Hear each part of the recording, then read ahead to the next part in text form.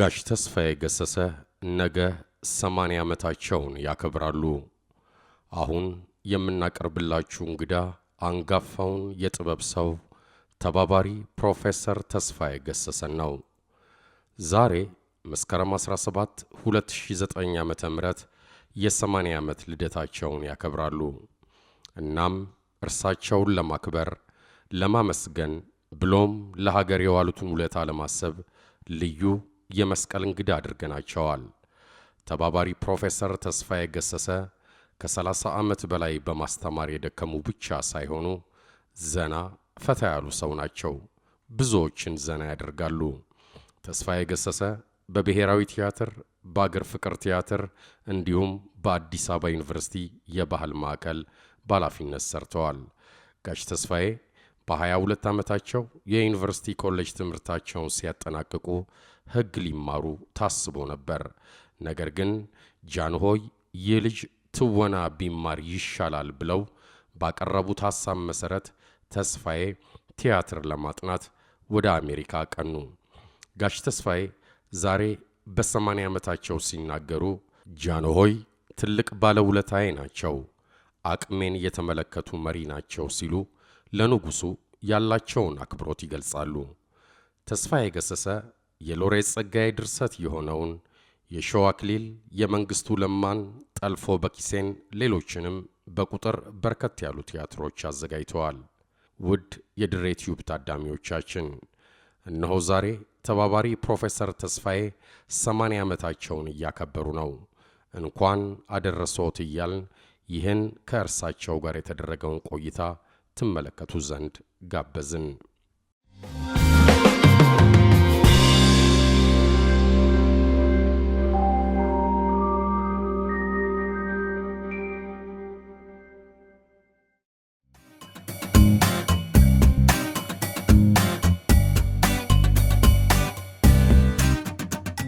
ሽሊንጌ ትንሽ ከትውልድ ሀገሬ ጋር የተያያዘች ታሪክ ናት።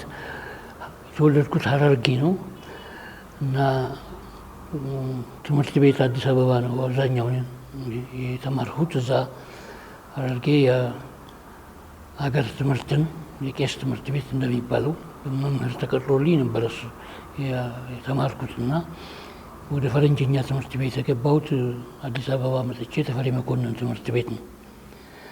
ከዚያ በየዓመቱ እረፍት በሚሆንበት ጊዜ በክረምት ወራት ወደ ሐረርጌ ሄዳለሁ። በባቡር ነው ሄደው። ከዚያ ደግሞ ትምህርት ቤት ሲከፈት በመስከረም እመለሳለሁ በባቡር እና ይህ በባቡር ላይ ስመላለስ የደረሰብኝን ገጠመኝ ነው ወደ ታሪክ የለወጥኩት። ይኸውም ምንድነው፣ አንድ ጣቢያ ላይ ወይም ኤሶ ይሆናል ወይም አፍደም አላውቀውም፣ ብቻ አንድ ቦታ ጋር ሰዎች ፍርጎ ላይ የሚወጡ ቡናና ሻይ ይሸጣሉ፣ አትክልትም ይሸጣሉ። አንዳንዴም ጊዜ ያለ እንደሆነ ሰው ይወርድና ከታች ይገዛል ልዩ ልዩ ነገሮች፣ ፍራፍሬም ቡናም ይህን የመሳሰለ እና እኔ ወርጄ ፓፓያ ነው ገዝቼ የነበረው ይመስለኛል። እና ከሻጯ ጋር ተነጋግረን ከከፈልኩ በኋላ ባቡሩ ሊነሳ ስለሆነ ሮጬ ሄድና እወጣለሁ። ባቡሩም ቀስ እያለ ሸከተፍ እያለ መሄድ ይጀምራል እና መስኮቱ ጋር ስደርስ ግን እሷ ትሮጣለች። ሽሊንጌን እያለች ትሮጥ ነበር እና ባቡሩም ሄደ፣ እሷም ወደ ኋላ ቀረች። በኋላ ትንሽ ተጉዘን ካለፈ በኋላ እጄን ኪሴ ውስጥ ስከት ሽሊንጉን አገኛለሁ እና በጣም ነው ህሊናዬን የመታኝና ያስደነገጠኝ። እና እሷም አይኔ ላይ መጣች። ባቡሩ ሲሄድ እሷ ስትከተል ስትሮጥ፣ እኔ ደግሞ ምንም እንዳልነበረ ከፍዬ ሄድኩ መስሎኝ የነበረው ሁናቴ ያንን ነው እንግዲህ ወደ ልብ ወለድ ታሪክነት የለወጥኩት። ታተመው በ65 ዓመተ ምህረት መሰለኝ መተከዣ የሚለው መጽሐፍ ከወጣ በኋላ በዛ ውስጥ ነው የታተመው። ግማሽ ጎኑ የመጽሐፉ አጫጭር ልቦለድ ነው፣ ግማሹ ደግሞ ግጥሞች ናቸው እና በአጫጭር ልቦለዱ ውስጥ ነው የተካቶ የነበረው ሽልንጌን የምትለው ታሪክ። እንዲሁ ዝም ብዬ ስሜ እንኳን አልተጻፈም ከተስፋዬ ገሰሰ ተብሎ በኋላ ሰዎቹ ናቸው ሽልንጌን አነበብ ነው ብለው ሲሉ እንደዚህ ያለ መጽሐፍ ውስጥ አለ እንትን መሰለኝ መማሪያ መጽሐፍ አማርኛ መጽሐፍ መማሪያ ለስምንተኛ ክፍል ነው። እዛ ላይ ነው ያተሙት። የኔን ብቻ አይደለም የሌሎችን ደራሲያንን ስራዎችም እንደዚሁ እየወሰዱ ነው የሚያትሙት። ያን ጊዜ የትምህርት ሚኒስቴር የከበደ ሚካኤል ሆነ የሌሎቹም እነ ፋቡላር ተረቶች እንደዚሁ ይታተማሉ። ቀደም ሲል በደራሲያኑ ሳይጠቀሱ ስራቸው ብቻ ለንባብ ይቀርብ ነበር እና አዲስ ነገር አልነበረም። ይሄ ግን ያን ጊዜ ሰልጥነናል እና ህትመትም በብዛት ተለምዷል እና በፊተኛው ጊዜ እሺ ግድ የለም አይጻፍም። አሁኑ ጊዜ ግን በግዴታ መጻፍ አለበት። ለደራሲውም ደግሞ መታወቂያ ይሆናል። ለሁሉም ነገር ግን ታወቀ እና አብዛኛው ሽልንጌን የሚያውቀው ሰው የኔ ድርሰት መሆኑን ተገንዝቦታል እና ሌሎችም እንግዲህ አሁን ወደ ዘፈን የለወጡታሉ። ሊስትሮ ኦፔራ የሚለው ላይ ሽልንጌን የሚል ዘፈን ግጥም ያለበት ትርኢት አባተ መኩሪያ ሰርቷል እና የኔ ስራ መሆኑ ታውቋል። ደግሞም ያው መተከዣ በእጃቸው ሰዎች እጅ ስላለ አንዳንድ ኮፒ ቅጂ እዛ ላይ ሁልጊዜ የኔ ስም ስላለ ድርሰቱ የኔ መሆኑ ታውቋል።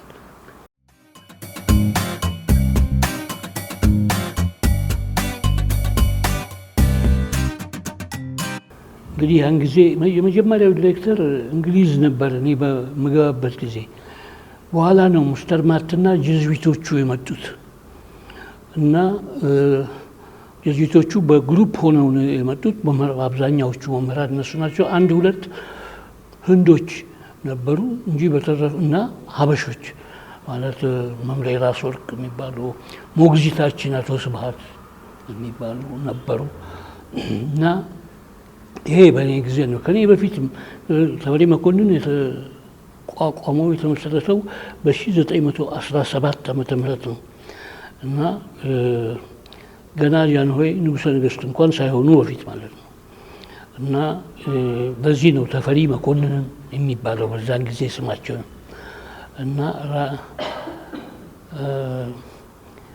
እዚያ እንግዲህ ብዙዎች አሉ። ይድነቃቸው ተሰማ ጀምረህ ትልልቆቹ አሁን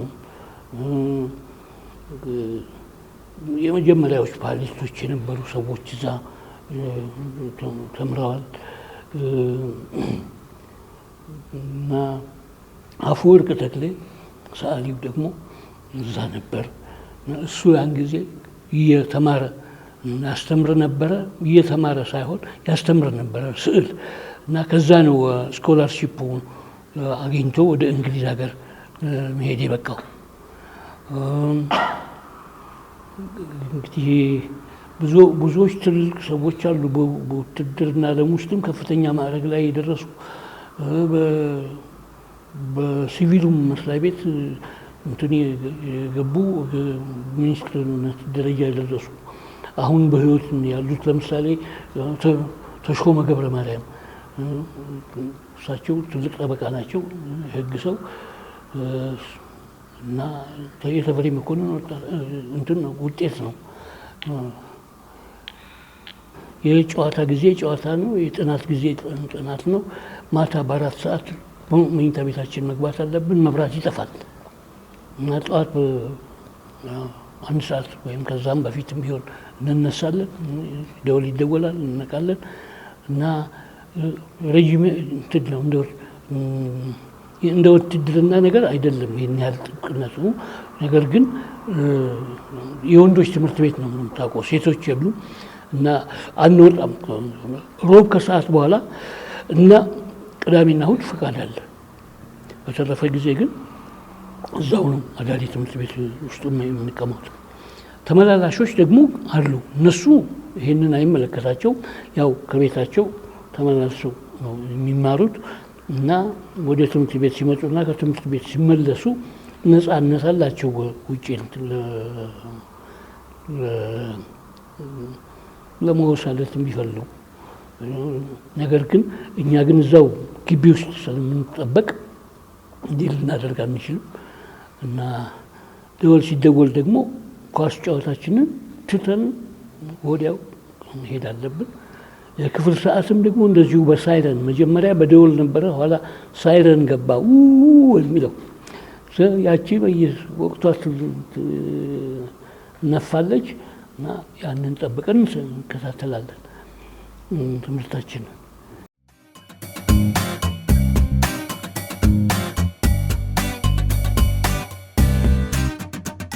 ይኸውልህ እንግዲህ ኖርዝዌስተርን ስደርስ ትምህርት ቤቱ አልተከፈተም። ቀድሞ መጀመሪያ ያው ሬጂስተር ማድረግ አለብህ።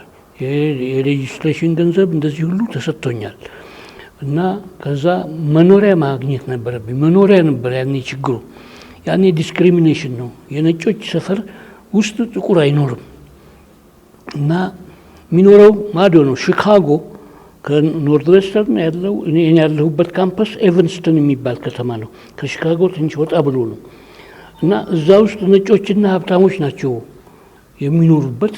ዩኒቨርሲቲ ታውን ነው እና እዛ ሆቴል አይቻልም። በጣም ውድ ነው የሚሆነው ሆቴል።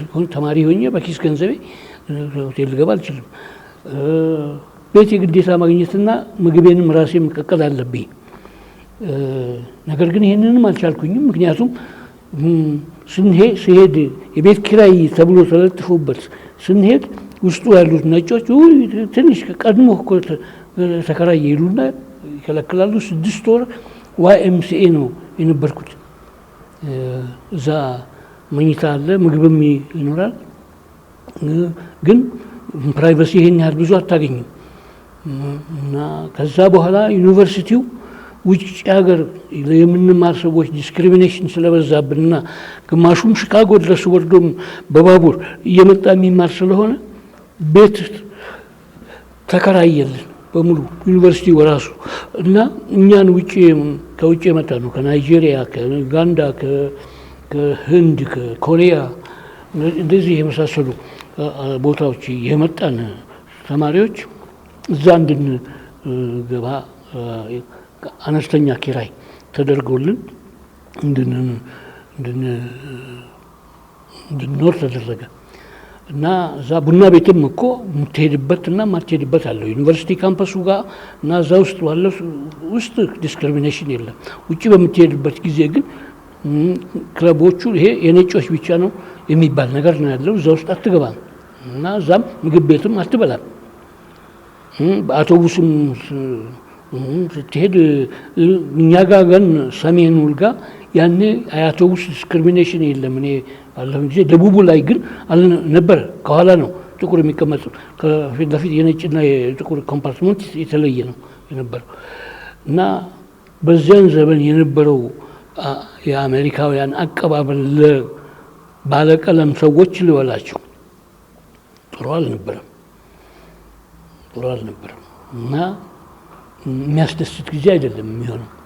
በአንድ በኩል ጥሩ ነው፣ ምክንያቱም ትምህርት ላይ ታተኩራለህ እና እርግጥ እንግዲህ ለመጠጥ የተጋለጡ ሰዎችም በዚህ ምክንያት ይኖራሉ። ጓደኛ ስለማይኖራቸው መጠጣቸውን ይዘው እሱና አልኮሆሊስት የሚሆኑና ትምህርታቸውን የሚደናቀፉ ጥቂቶች ነበሩ።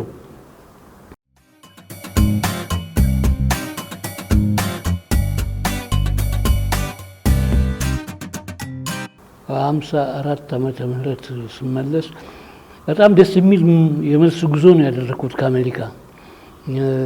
አሁን አንዳንድ ፎቶግራፎች አሉ ግሪክ ሀገርን ለምሳሌ ስጎበኝ ቲያትር የተወለደበትን ቦታ ስመለከት ለንደን ጥቂት ጊዜ ተቀምጫለሁ። እዚያ ቲያትር ቤቶችን አይቻለሁ። ቲያትርም ተውኔቶችም ተመልክቻለሁ።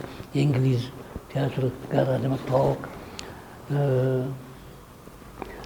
ፈረንሳይ ሀገርም እንደዚሁ ልዩ ልዩ ኮሜዲ ፍራንሴስን የጉብኝት ረጋ ብዬ ሰለሞን ደሬሳን አገኘሁት እንትን ፓሪስ ከእሱ ጋር ትንሽ ጊዜ ቆይተናል። የተዘዋወርን አሳይቶኛል። ከዛ አቴንስ ሄድኩኝ። ግሪክ ሀገርን ሮማ የኮሎሲየሙ ምኑን ለማየት ቻልኩኝ እና ይህን አድርጌ ነው እንግዲህ ወደ አስመራ የምመለሰው። አስመራም 8 ቀን ያህል እንደዚህ ቆይና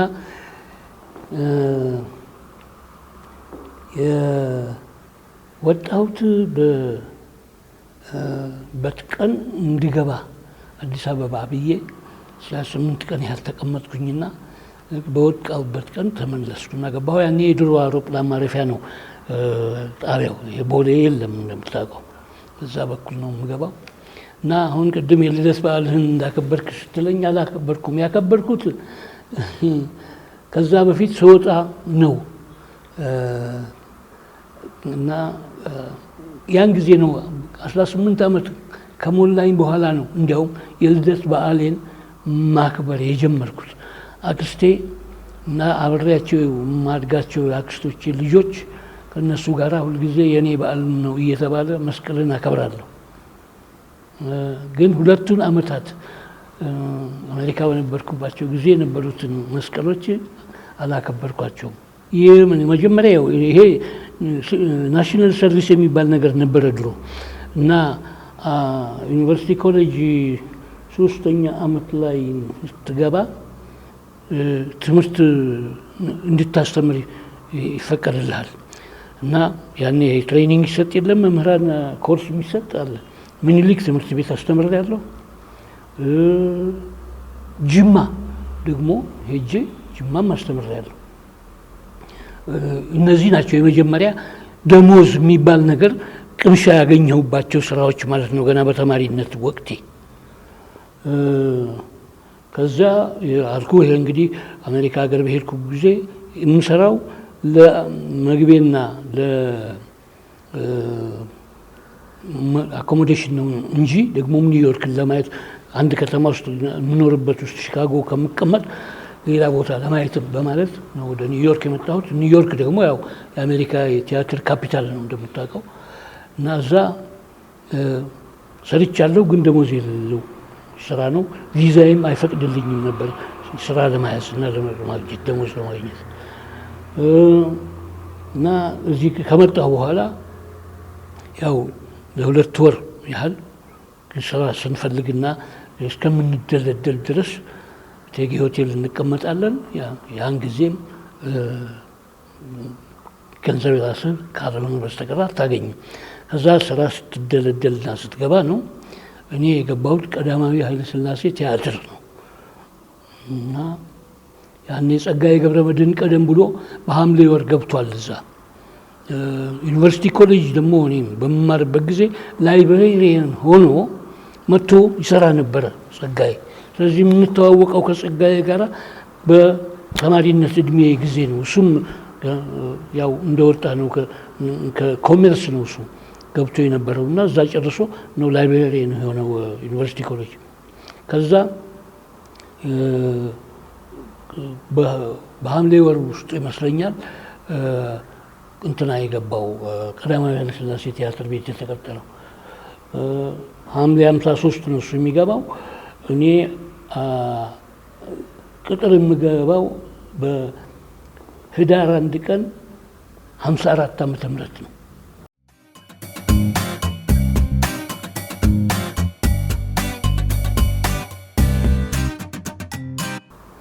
በዛን ጊዜ ዋናው ስራ አስኪያጅ ሚስተር ሀገር የሚባል የውጭ ሀገር ሰው ነበረ።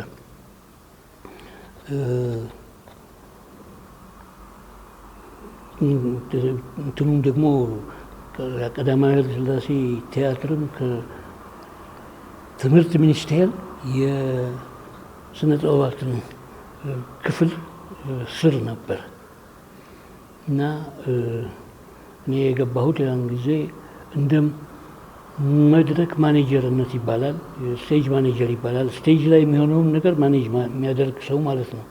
ፕሮግራሞች መያዝ እንግዲህ እዛ ስቴጅ ውስጥ ሰራተኞች አሉ፣ አርቲስቶችም መጥተው ይጠቀማሉ፣ ሙዚቀኞች አሉ፣ ተዋንያን አለ፣ የቲያትር ፕሮግራም አለ፣ የሙዚቃ ፕሮግራም አለ፣ የእስክስታ ወይም የዳንስ ውዝዋዜ ልምምድ ጊዜ አለ፣ መድረክ ላይ መውጣት ነው። ይህንን የሚያስተባብር ሰው ሆኜ ነው የገባሁት። ከዚህ ጋራ ግን በሙያዬ የተማርኩት እኔም ራሴ ተዋናይ እንደሆንና እንድጫወት ቲያትር ደራሲም ሆኜ ተውኔት እንድጽፍ አዘጋጅ ሆኜ ደግሞ እንዳዘጋጅ ሆኖ እነዚህን ሁሉ በማቀናበር ነው እንትን የገባሁት። ለምሳሌ ጸጋዬ በደራሲነት ነው ዝም ብሎ ያለው የነበረው። ቲያትር ይጽፋል፣ ቲያትር ይሰጣል እና ሬዚደንት ኦፈር ነው፣ ፕሌይራይት ነው። እኔ ግን የመድረኩ እንትን ያሁን ለምሳሌ ጸጋዬ የጻፈውን ቲያትር ስመለስ መጀመሪያ የሰራሁት የሾህ አክሊል የተባለውን ተውኔቱን ነው። እሱ ቀደም ብሎ የጻፈው ነው። እኔ እዛ ይህን ተውኔት ሳዘጋጅ በአዘጋጅነት ደግሞ በመሪ ተዋናይነት ነው የሰራሁት እና እንግዲህ ከስቴጅ ማኔጀር ነኝ ብዬ ዝም ብዬ መቀመጥና የቢሮ ሰው አይደለሁም ለማለት ነው። የሙያም የመድረክም ሰው ነበርኩኝ። ከተዋናያን እና ዘፋኞች ከተወዛዋዦች ሰው ጋራ እንትን ማለኝ በሁለት ወገን ነው የምንገናኘው። አንድ እንደ ማኔጀራቸው እንደ ፕሮግራም ከፋፋይ፣ ሁለተኛ እንትን የስራ ባልደረባ በመሆን በዚህ አይነት መልክ ነው የጀመርኩት። ያን ጊዜ እንደ አሁኑ ጊዜ ቲያትሮች በየቀኑ የሚታዩበት ጊዜ አይደለም የነበረው። አንድ ቲያትር ለማዘጋጀት 2 ወር ወይ 3 ወር ያህል ግድም ሊፈጅ ይችላል። የሚሰራው ደግሞ ቅዳሜና እሁድ እና በምሽት አንዳንድ ጊዜ ነው እና በተረፈ ሲኒማ ነበር የሚቀርብበት። የሲኒማ ፕሮግራሙ ነው በየቀኑ ይካሄድ የነበረው እና አንዱም እንግዲህ ከጸጋዬን ጋራና እኔ ትግላችን የነበረው ምንድነው ይሄንን የሲኒማውን ገቢ ለማስቀረት ወይም ትርኢት በማስቀረት አይደለም፣ ግን እንዲፎካከር መድረክነቱ ቅድሚያ ለቲያትር እንዲሆንና ህዝቡም ቲያትር ማየት እንዲለምድ ለማድረግ ነው ትግላችን የነበር ነው እና እንዳልኩህ የሾህ አክሊል የሚባለውን የእሱን ቲያትር መጀመሪያ ሰርቻለሁ። ከኔ በፊት የነበሩ ሰዎች ቲያትር ቤቱ ሲቋቋም ዞልቬከር የሚባል ሰው ነበር የሙዚቃው ኃላፊ እና ልዩ ልዩ ተውኔቶች ተሰርተዋል። የልደት ቲያትር ስለገና፣ የትንሣኤ ቲያትር ለፋሲካ፣ ለዘመን መለወጫ ጊዜ የሙዚቃ በዓል ይደረጋል፣ ለመስቀል ጊዜ የሙዚቃ በዓል ይደረጋል እና እንደዚሁም ደግሞ በሌሎቹ አንዳንድ ዓመት በዓል በሆኑበት ዕለታት ውስጥ የዘፈን ፕሮግራም እና የውዝዋዜ ትርኢት፣ ህብረት ትርኢት የሚባለው አይነት ነገር ይቀርብበታል እና ተውኔቶች በተወሰኑ ወቅቶች ነው የሚሰሩት እና ምን ያህል ሰራ ብትለኝ ስታቲስቲክሱን አላውቀውም፣ በጭንቅላቴ አላስታውሰውም። ነገር ግን ሁልጊዜም እንትን እንዳለን ቢያንስ ወደ አቨሬጅ እንግዲህ በ2 ወር አንድ ጊዜ አዲስ ቲያትር ልንል እንችላለን የሚሰራው እና ይሄ አሁን የልደት ቲያትር፣ የትንሣኤ ቲያትር እና ከአውደ ዓመት ጋር የተያያዘ ፕሮግራሞች ሊደጋገሙም ይችላሉ እና እንዲያውም በዝግጅት አንጻር የተመለከትክ እንደሆነ ፈረንጆቹ ኃላፊዎች በነበሩ ጊዜ በቂ ገንዘብ ይሰጣቸው ነበር። አልባሳት ከውጭ ሀገር ያመጣሉ፣ ስዕል የሚሰራ አርቲስት ይቀጥራሉ እና ጥሩ ጥሩ ዝግጅቶች ይቀርቡ ነበር እና የአማርኛም ቲያትሮች ቀደም ሲሉ እኔ ሳልገባ በፊት እንደ የደም ድምፅ የቢትወደድ መኮንን እንዳልካቸው ቲያትር፣ ንግስተ ሳባ የሚባል ተውኔት አሸብር ገብረ ሕይወት ነው መሰለኝ ደራሲው እሳቸው ናቸው መሰለኝ። እንደነ የጎንደሬው ገብረ ማርያም የሚባል ቴዎድሮስ፣ ግርማቸው ተክለ ሐዋርያት ቴዎድሮስ እሱ እነዚህ የመሳሰሉ ተውኔቶች ቀደም ሲሉ እኔም ሳልገባ በፊት ይሰሩ ነበር፣ ይታዩ ነበር እና በዛ ላይ ነው የኛ እንትን የገባው። እንግዲህ ልዩነቱ ምንድነው? ኢትዮጵያናይዜሽን ነው ማለት ነው። በፊት አዘጋጆቹ ፈረንጆች ናቸው። ችግሩ ምንድነው? አማርኛ እነሱ አያውቁም፣ አይገባቸውም፣ ኒዋንሱን አያውቁትም። ነገር ግን በአስተርጓሚ ነው አዘጋጅ የሚሆኑት። ስለዚህ ትወናውም ጥሩ ሆኖ በደንብ ሊወጣ አይችልም። ፍሬ ነገሩን ውስጡ ገብተው ስለማያውቁት ስለማይገባቸው፣ ግን ድምፅህን ጎላ አድርገህ ተናገር፣ ወደ ቀኝ ሄድ፣ እንደዚህ አታጎብድድ፣ ፊትህን ጀርባህን ወደ ህዝብ አትስጥ፣ እንደዚህ የመሳሰለ ነገሮችን ትወናን ሀሁ እያሳዩ እንትን ይሉ ነበር፣ ይዘጋጁ ነበር እና ጥቂት ነገር አይደለም፣ በደንብ ተሰርቷል ከኛ በፊትም ቢሆን እና እንዲያውም ለሁላችን ኢንስፒሬሽን የሆኑት እነዚህ የውጭ ሀገር ሰዎች መጀመሪያ መጥተው ሲያሰሩ የነበሩት ናቸው።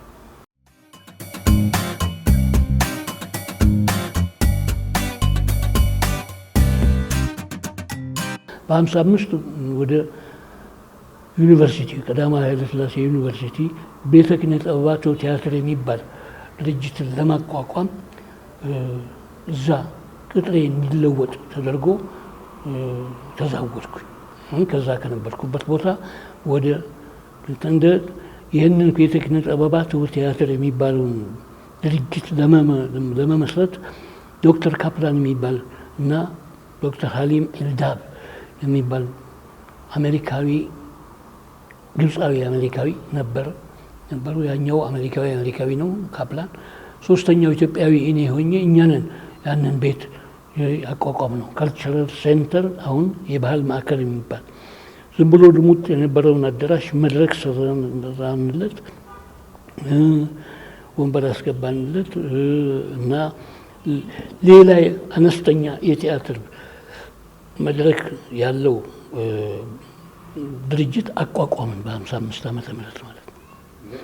ቀደም ሲል ግን የጸጋዬ ገብረመድኅንን ቴዎድሮስ በእንግሊዝኛ ለውጦት የደጃዝማች ግርማቸው ተክለ ሐዋርያት ቴዎድሮስ ነው የሚባል የመጀመሪያው። እሱ ቀዳማዊ ኃይለ ሥላሴ ቲያትር መኮንን አበበ እንደ ቴዎድሮስ ሆኖ እኔ ውጭ ሀገር ባለሁበት ጊዜ ታይቷል። እዛ ላይ መሰረት በማድረግ ጸጋዬ ቴዎድሮስን ይጽፍና ከኔና ከካፕላን ጋራ ሆኖ በአዲስ አበባ በቀዳማዊ ኃይለ ሥላሴ ዩኒቨርሲቲ የልደት አዳራሽ አይደለም እንትን ውስጥ ራስ መኮንን አዳራሽ የሚባል አለ። እዛ ሰርተን ነው ይሄ ቤተ ኪነ ጥበባት እንዲሰራ። እንግዲህ ባህል ማዕከል እያለሁኝ ቲያትሮች ጽፌያለሁኝ። ከዛ በፊትም ቀዳማዊ ኃይለ ሥላሴ ቲያትር እያለሁኝ ቲያትር ጽፌያለሁም አዘጋጅቻለሁ። የጻፍኩት ቲያትር የሺ ይባላል። የመጀመሪያው ቲያትር ቀዳማዊ ኃይለ ሥላሴ ቲያትር የመጀመሪያው ፉል ሌንግዝ ቲያትር እሱ ነው የኔ።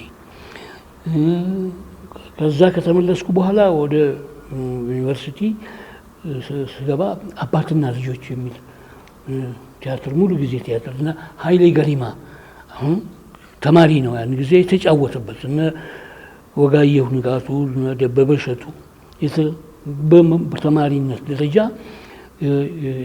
የተካፈሉበት ነው እና አባተ መኩሪያ እነዚህ እና እንግዲህ እጅና ጓንቲ ሆኖ ነው የሚሄደው። መምህርነት በአንድ በኩል፣ አስተዳዳሪነት በሌላ በኩል፣ ተዋናይነት እኔም በፈረንጅኛ ቲያትርም በእንግሊዝኛ ቲያትርም እዛ ጫወት ነበር እና ዌይቲንግ ፎር ጎዶ የሚባሉ ዘመነኛ የነበሩ ቲያትሮች ተሰርተዋል ቤተ ክህነት ጥበባት ከሌሎች ከነ ካፕላን ጋር በመሆን እና ተራማጅ የሆኑ የሚባሉ ቲያትሮችንም ለዩኒቨርሲቲ ኮሚኒቲ እንዲሆን ተብሎ እንሰራ ነበር። ዙ ስቶሪ የሚባለው ለምሳሌ የአሜሪካዊ ድርሰት የቴነሲ ዊሊያምስ ስራዎች እነዚህን የመሳሰሉ በእንግሊዝኛም በአማርኛ ደግሞ እንደ የመንግስቱ ለማ ያላቻ ጋብቻ ነው የሰራ ነው። ያላቻ ጋብቻ ውስጥ እነ ደበበ እሸቱ የተሳተፉበት ነው። በነገራችን ላይ ጠልፎ በኪሴ የተባለውን ተውኔት ቀዳማዊ ኃይለ ሥላሴ ቲያትር እያለሁኝ ነው የመንግስቱ ለማን ቲያትር ያዘጋጀሁት። እዛ ላይ ተዋናይም አዘጋጅም ነበርኩ። ለጸጋዬ የሾህ አክሊልን እንደሰራሁት ለመንግስቱ ለማ ጠልፎ በኪሴ የተባለውን ቲያትር ሰርቻለሁ፣ አዘጋጅቻለሁ፣ ተዋናይ ተውኛለሁኝ። እና እንግዲህ ዩኒቨርሲቲ ውስጥ ገባ። በሌላው በኩል ፎረን ላንጉዌጅ በኩል እና በስነ ጽሁፍ በአማርኛ ቋንቋዎች ትምህርት ክፍል ፓርታይም ትምህርት አስተማሪ ደግሞ ሆኜ እሰራለሁ። በባህል ማዕከል ዲሬክተር እነ ካፕላን ከሄዱ በኋላ ዲሬክተሩ እኔ እሆናለሁ፣ ሙሉ ኃላፊ እሆናለሁ።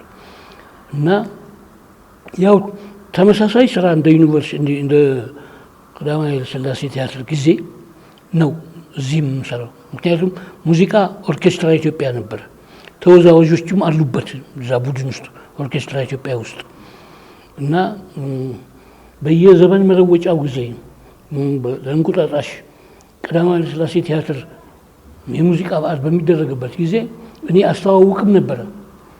የዚሁ አይነት ብጤ ደግሞ አዲስ አበባ ዩኒቨርሲቲ ከወታደራዊ ሙዚቃ ክፍሎች ጋር በመተባበር ከክብር ዘበኛ ጦር ሰራዊትና ከፖሊስ ሰራዊት ሙዚቀኞች ጋር ኦርኬስትራ ኢትዮጵያ በዩኒቨርሲቲው በኩል ሆኖ እዛ አስተባብሬ በልደት አዳራሽ ትርኢት እናቀርብ ነበር። ልደት አዳራሽ ውስጥም መድረክ የሰራ ነው እኛ ነን እና ትልቅ አዳራሽ ነው ታውቀው እና እዛ ላይ ልዩ ልዩ ጃንሆይ እዛ ስጦታ የሚሰጡት እዛ ነው። ለምሳሌ ይሄ ለዘመን ለገና ጊዜ ተማሪዎች ከየትምህርት ቦታው ይሰበሰቡና ተሰልፈን እንቀበልበት በዓል አለ ሁል ጊዜ ለሐምሌ 16 እና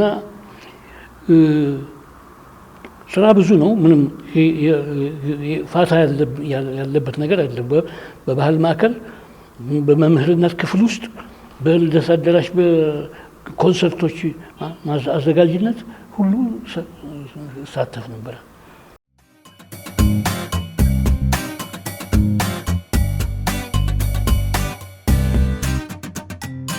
አዎ ቲያትር እወዳለሁ። እንግዲህ በፊት ከሱ ጋር ሳልጋባ እንደውም ተማሪ ሆኜ በክረምት ማለት እኔ ቦርዲንግ ስኩል ነበርኩኝ ዘነበወርቅ። በክረምት ግን ቲያትር ከቤተሰቦች ጋር ገባ ነበረ። እሱን ያየሁት ጴጥሮስ ያችን ሰዓት የሚለው ላይ ጣሊያን ሆኖ ሲሰራ አይቼዋለሁ። ግን ምንም አይነት አየሁት ብቻ ያየሁት የመጀመሪያ ጊዜ እዛ ነው ማለት ነው። ትውውቃችን እሱ ብሔራዊ ቲያትር ስራ አስኪያጅ ነበር እና ለሰራተኞች ደሞዝ ጨመረ ተብሎ ተከሰሰ። ሲከሰስ እኔ ደግሞ ገንዘብ ሚኒስቴር ነበር የምሰራው በጀት መምሪያ። የከሰሱት ሲቪል ሰርቪሶች ናቸው። ለምን ጨመርክ ብለው እሱ ደግሞ መድረክ ላይ እነሱ ናቸው የሚቃጠሉት። ስለዚህ እነሱ የሰው አይን እያቃጠላቸው ያገኙትን ገንዘብ በትንሽ ደሞዝ መተዳደር የለባቸውም ብሎ ጨመረ በራሱ። ተከሰሰ፣ መጣ። የዛ ጊዜ እዛ ነበርኩኝ፣ እኔ ጸሐፊ ነበርኩኝ እና በቃ ሲመላለስ የሆነ ስብሰባም እያደረጉ ስብሰባ ጊዜ ይመጣል። የዛን ጊዜ በቃ ተዋወቅ። 79 የተጋባ ነው፣ 79 ነው የተዋወቅ ነው። ወደ 74 መጨረሻ ላይ እኔ ነገሩ ያሳዝናል። ከዛ እንደውም አንስተው ያልሆነ ቦታን የወረወሩት ወደ ቴሌቪዥን በቃ እንደ አማካሪ አድርገው ቁጭ ነው ያደረጉት ከስራ አስኪያጅነት። እንደምን አመሻችሁ። በዛሬው ምሽት የጎጃምን ቱባ የባህል ጨዋታ ይዘንላችሁ ቀርበናል። የጎጃም የኪነት ቡድን ማለት ስሙ የግሼ አባይ የኪነት ቡድን ከተመሰረተ 8 ዓመት ይሆነዋል። በ1972 ዓመተ ምህረት በደብረ ማርቆስ ተቋቁሞ ከዛም ዋና መስሪያ ቤቱን ወደ ባህር ዳር አዛውሮ እነሆ አሁን 33 ሙዚቀኞችና ከያንያን ያሉበት ቡድን የቀለጠፈ ቡድን ሆኖ ይገኛል። ግን በዚህ ሳይሆን እኛ እንደዚሁ ስለወደደኝ እሱ በቃ ተዋወቅን። ከዛ በኋላ ብዙም አልቆየን ወደ ጋብቻ ሄደን። ይሄ ግን የደሞዝ ጭማሪው ነገር በቃ ለምን ጨመርክ ተብሎ ከባድ ነገር ነው የደረሰበት። የዛን ጊዜ እኔ አልነገርኩትም፣ ይሄ ነገር መወሰኑን አልነገርኩትም። ምክንያቱም እኔ ስራዬ ስለሆነ ያንን ሚስጥር ልነግረው አልፈለኩም። ግን አውቃለሁ እኔ ሊያነሱት እንደሆነ አውቅ ነበር እና በቃ እንደዚሁ ተዋወቅን። እንግዲህ በቃ ግልጽ ሰው ነው ተስፋዬ ገሰሰ። ማንኛውም ሰው እንደሚያውቀው ነው። እቤትም በቃ በራሱ ውሳኔ ነው ሁሉ ነገር እንጂ አሁን አንተ ይሄንን አታርግ ይሄንን ብትለው የሚሆን ነገር አይደለም። እና ያው ቤተሰብ ውስጥም ቢሆን ምንም የተለየ ነገር የለም። እንደዚሁ በውጪ እንደምታየው ነው። ግልጽ ነው። ያየውን ነገር ለማረም ይናገራል። እና በቃ እኔና እሱም እንደ ጓደኛሞች ነን። የትም ቦታ አንለያይም። ስንሄድ እንደውም ሰዎች እንደዚህ ሲያዩን የማይለያዩት ባልና ሚስቶች መጡ ይሉናል። እና የትም ቦታ ቢሆን አንለያይም። ግብዣ እንኳን ብቻውን ከተጠራ ሄድም እኔ ካልኖርኩኝ እኔ ባለቤቴን አትለዩት ይላል ሁሉ ጊዜ። እና በዚህ ሁኔታ በቃ እስካሁን ድረስ ያው 30 ዓመት ሆኖናል።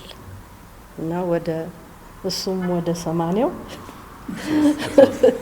እኔ ወደ 65 እና ይኸውና እግዚአብሔር ባለን ዝቅ ሳንል ባለን የኑሮ ስታንዳርድ ላይ ሆነን እዚህ እድሜ ላይ ደርሰናል። ስለዚህ መቼም እግዚአብሔር እናመሰግነዋለን። ምንም ሳናጣ እዚህ ደረጃ ደርሰናል። እኔ ጋሽ ተስፋ ነው የምለው ጋሽ ተስፋ ነው የምለው እኔ በቃ እንደዚህ ነው ስጠራው የኖርኩት። እኔ ጋሽ ተስፋ ነው የምለው። የህዝብ አባት ነው ጋሼ ነው የሚለው ሁሉ።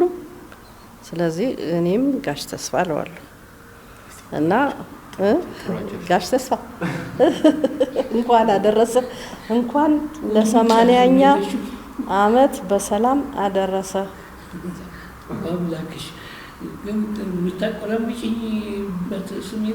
እሱማ ፎፎል ነው ፎፎል ነው። እሱ የቤት ስም ነው፣ ቤት ውስጥ የምትጠራራበት ነው ብዬ ነው። እና ይሄ በጣም እጅግ ለእኔ የህዝብ አደራዬን እኔ ተወጥቻለሁ ብዬ ገምታለሁ።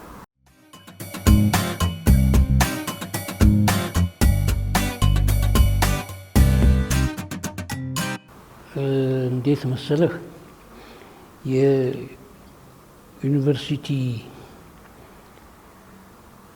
የቲያትር ትምህርት ምሩቃን ወደ የመስሪያ ቤቱ ሲላኩ ወደ ብሔራዊ ቲያትርም ሲገቡ መነሻ ደሞዝ የተመደበላቸው 500 ብር ነው እና እነ አውላቸው ደጀኔ፣ ተስፋዬ ሳሉ፣ አስናቀች ወርቁ እነዚህ የመሳሰሉት መራዊ ስጦት፣ ጌታቸው ደባልቄ ገና በልጅነታቸው ጀምረው በወጣትነታቸው ጀምረው ህይወታቸውን ለዚህ ሙያ የሰጡ ባለሙያዎች ናቸው። እነሱ ህይወታቸውን ሲኖሩ በመድረክ ላይ ቆይተው አሁን የእነሱ ልጆች የሚሆኑት ተምረው መጥተው 500 ብር ሲቀጠሩ እነሱ 300 ብር የሚያደርሱ ነበሩ አንዳንዶቹ። እንግዲህ ይሄ ነገር ትክክል አይደለም። ህይወትም ራሷ ዩኒቨርሲቲ ናት።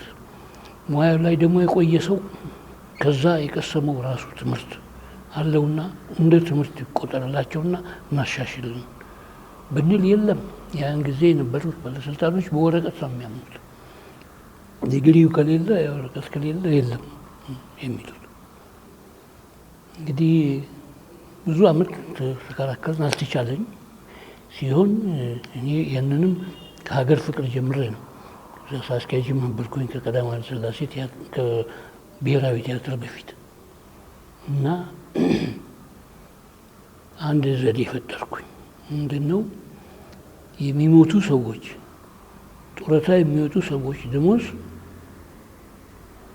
ያንን ጨፈልቅና ኮሚቴ አቋቁሜ የእድገት ኮሚቴ የሚባል አለ።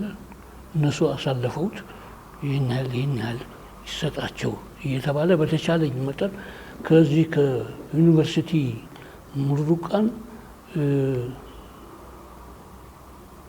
የሚስተካከል እንኳን ደሞዝ እንዲሆን ነበር ፍላጎቴና 300 የነበረው ወደ 500 እንዲያድግ 400 የሆነው ምናልባት 550 ይሆናል። ብቻ እንደ ኃላፊነቱና እንደ አስተዋጽኦ እንደሚሰጠው አስተዋጽኦ መጠን መሰረት እኔ ብቻዬን ሳልሆን በእድገት ኮሚቴው አስጠንቼ ነበር የሚሰጠው።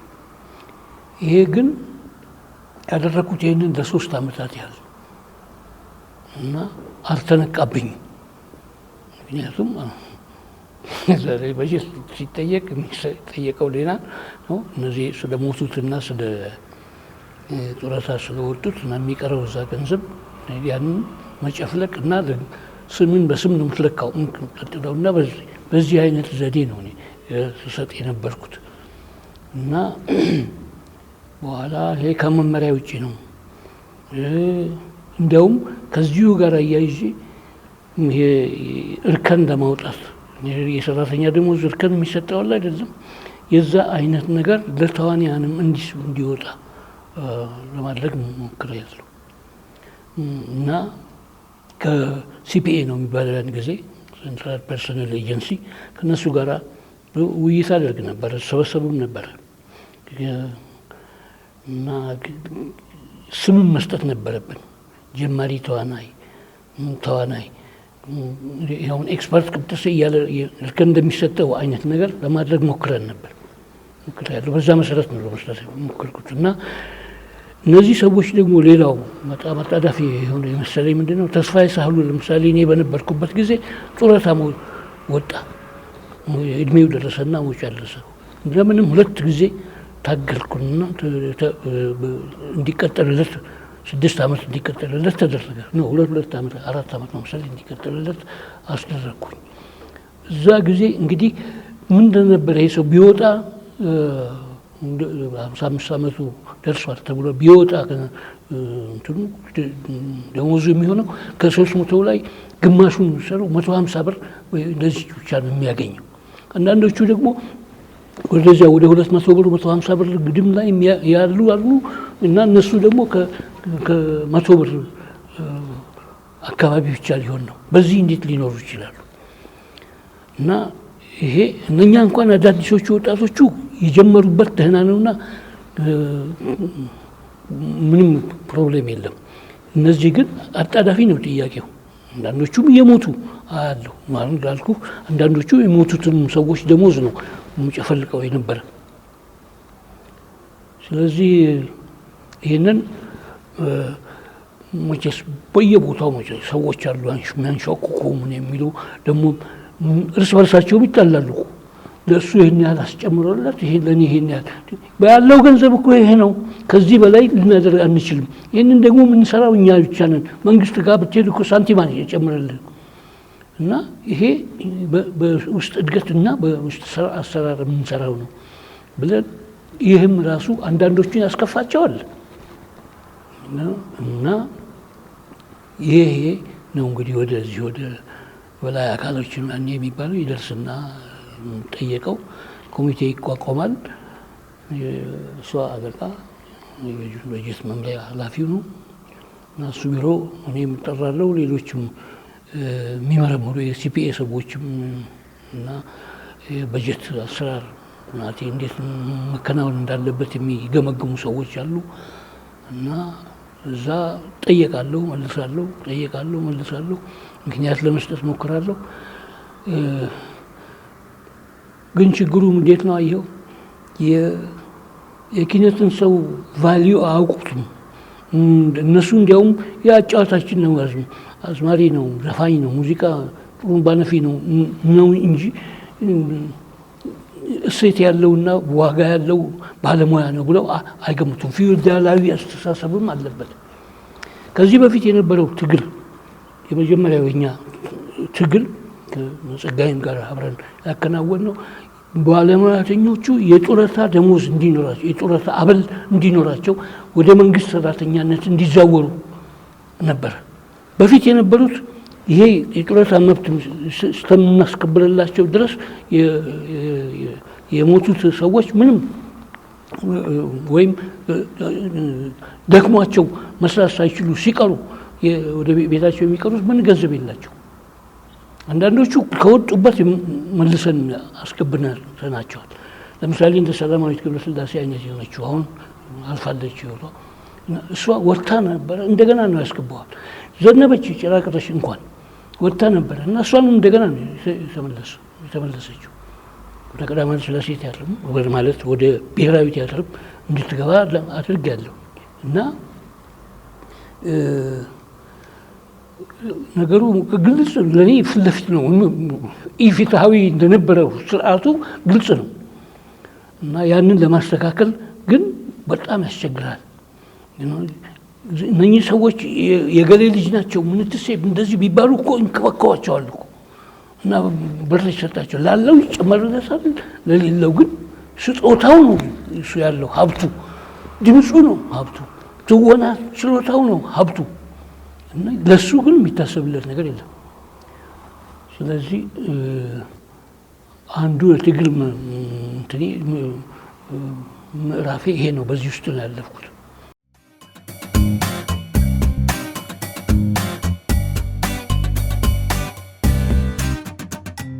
አምሳ ከመምጣቴ በፊት በነበረው ዓመተ ምህረት እንግዲህ በፈረንጆቹ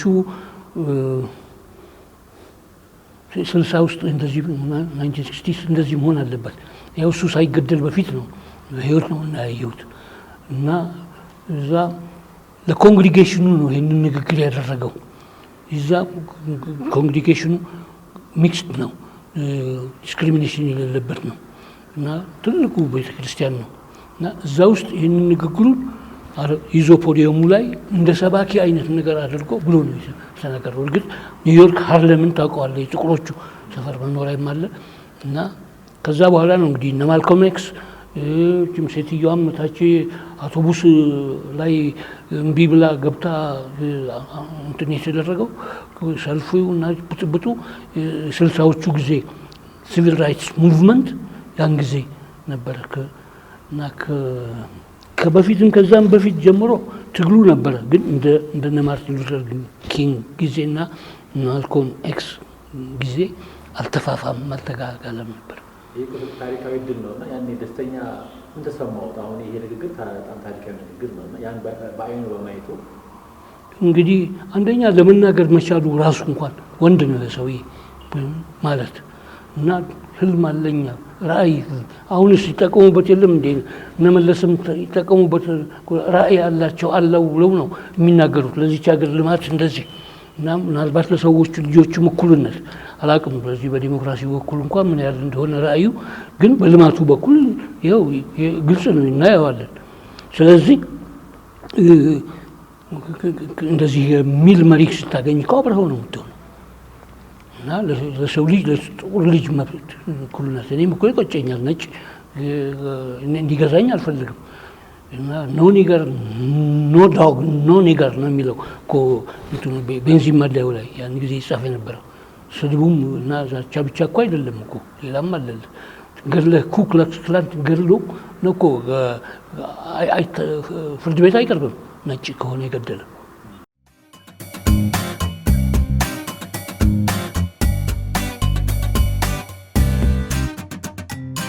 ማመሰግናቸው ብዙ ናቸው። እንግዲህ መጀመሪያ ይህንን ሙያ ውስጥ እንድገባ ያደረጉኝንም ሰው ንጉሠ ነገሥቱ ናቸው ብያለሁ። እሳቸው የመጀመሪያ ምስጋና ነው የምሰጣቸው። ደስታ ትርጉም ለሕይወቴ ሰጥተውኛል።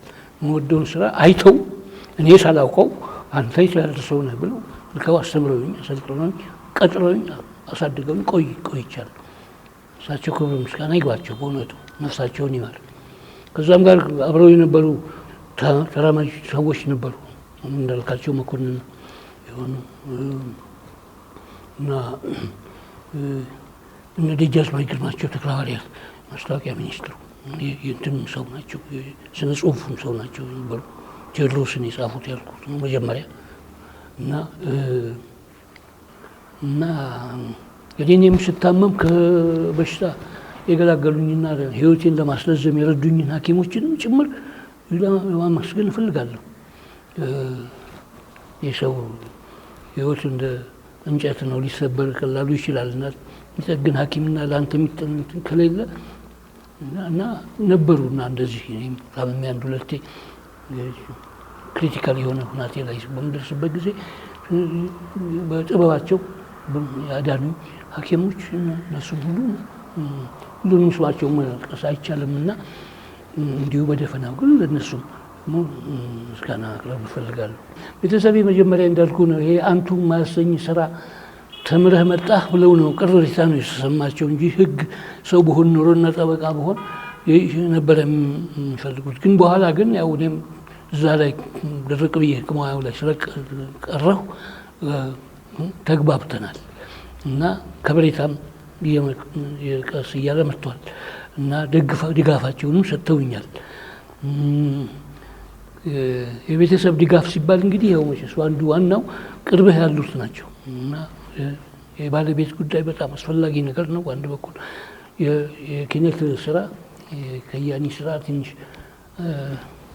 ኢንዲቪጁዋሊዝም ያጠቃዋል እና ቱግታም አለበት፣ ፍል ማለት አለ መቆጣት እና ያን ሁሉ ችለው አንዳንዴም እናበዛዋለን መጠጡን እና አፍልፊት ይኖረናል እና ያንን ሁሉ በትዕግስት መያዝ አለባቸው እና ይህንን ችለው ባህሪዬን እስካሁን በመቆየት ላበቁኝ ምስጋናዬን አቀርባለሁ። በተለይ አሁን ደግሞ ባለቤቴ ትልቅ እንክብካቤ ታደርግልኛለች።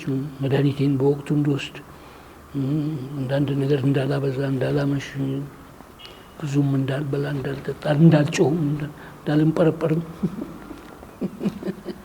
እና ስለዚህ በእውነቱ አንድ ሰው ብቻውን ለብቻው አይኖርም፣ ሲተጋገዝ እንጂ ፍጡር የሚድነው ምንም ብርቱ ቢሆን አንድ ሰው አንድ ነው ይላሉ ከበደ ሚካኤል አንዱ ግጥማቸውና እውነት ነው።